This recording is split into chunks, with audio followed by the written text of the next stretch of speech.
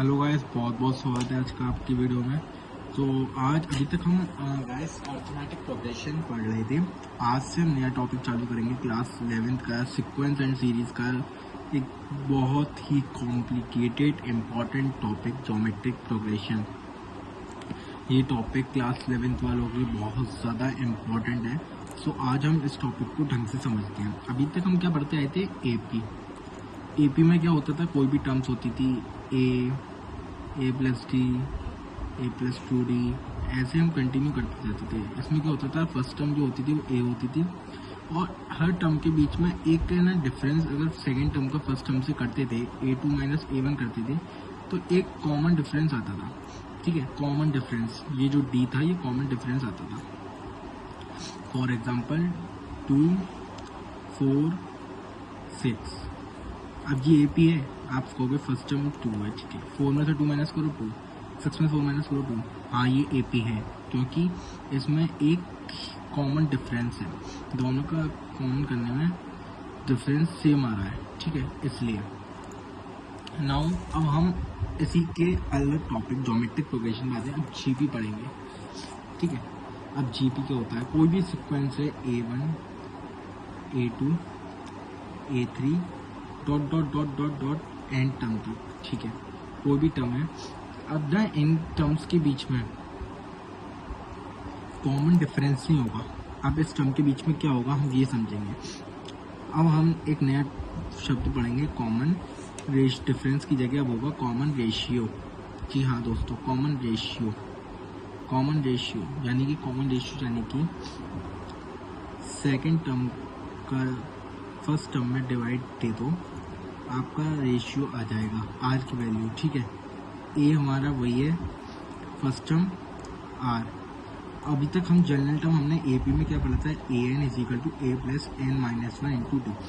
यहाँ पे क्या है, यहाँ पे जनरल टर्म है A R ratio N minus 1, N से एक कम, ठीक है, ये है अब हमारा रेशियो, ठीक है। अब आप बोलोगे, अब मुझे एक चीज़ बताओ, एक AP है 2, 6, 18, 54। अब ये क्या GP में है, चेक करते हैं। मैंने क्या बोलता, जैसे कि AP में होता था कि डिफरेंस सेम होता था, इसमें रेशियो सेम होगा तो AP हो। 6 का डिवाइड 2 में दोगे 3, 18 का डिवाइड 6 में दोगे 3। हाँ, ये GP में है क्योंकि इसमें एक सेम रेशियो आ रहा है जब हम डिवाइड कर रहे हैं। तो एन टर्म मैंने आपको बता दिया, ये फॉर्मूला है जनरल टर्म का, ठीक है। अब इसमें फर्स्ट टर्म हमारी क्या होती है, सेकंड टर्म क्या होती है, थर्ड टर्म क्या होती है, ये सब आपको बताने जा रहा हूँ, ठीक है, तैयार रहिएगा। तो फर्स्ट टर्म हमारी होती है ए आर का स्क्वायर, AR क्यूब, ऐसे कर करके अगर आपको लाइट करना है तो ये होती है हमारे टर्म्स, ठीक है, फर्स्ट टर्म सेकंड टर्म जो आप कहते हो। और GP में ऐसा कुछ खास नहीं है, बहुत ही ऐसा टॉपिक नहीं कि ना हो। अच्छा, GP पे कोई भी अगर आपको आज तक बोले कि 3 नंबर्स को लैट करना है, 3 नंबर्स को लैट करो, तो आप लैट करोगे A/R, A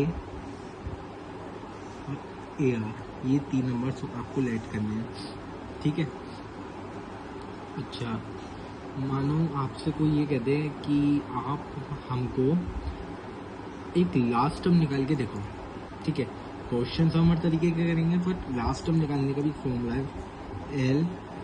देखो, लास्ट टर्म निकालने की बहुत सिंपल प्रोसेस बताता हूँ आपको। देखो, एल डिनोट्स लास्ट टर्म, ठीक है, अपॉन लास्ट टर्म, ठीक है।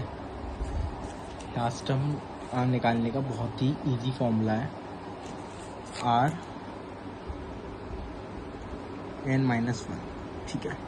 लास्ट टर्म कोई भी दी हुई है उसकी डिजिट डालो, वैल्यू डालो L में, R की वैल्यू डालो, और जितनी n की वैल्यू दी है, 16 दी है, 16 माइनस 1 15, तो ऐसे 15, ऐसे करके से सॉल्व कर दो, लास्ट टर्म आ जाएगा। क्वेश्चन हम आगे जाके करेंगे। फिलहाल जो फर्स्ट एक्सरसाइज है RSO NCERT GP की, वो इसी से सॉल्व होगी। और मेन फॉर्मूला हमें ये याद रखना है, लेट करने कोई नंबर्स की, ये कॉन्सेप्ट मैंने आपको यहाँ समझा ही दिया है। कॉमन रेशियो निकालना आपको आना चाहिए T2/T1, ठीक है। और उसमें ज़्यादा कुछ खास है नहीं। वीडियो अगर अच्छी लगी हो, अब मैं नेक्स्ट वीडियो जो भी आएगी उसमें हम इसके रिलेटेड क्वेश्चन सॉल्व करेंगे। क्वेश्चंस, वीडियो अच्छी लगी हो प्लीज़ मेक श्योर लाइक कर दीजिएगा।